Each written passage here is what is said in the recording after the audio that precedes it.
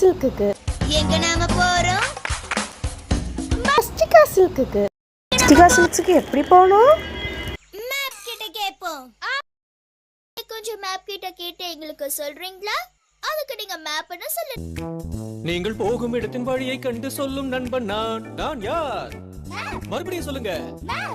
நண்பருக்கு கை நீட்டி வழியை காட்டும் வழிகாட்டி நான் யார்? மறுபடியும் சொல்லுங்க. நான் தான் மேப். நான் தான் மேப்.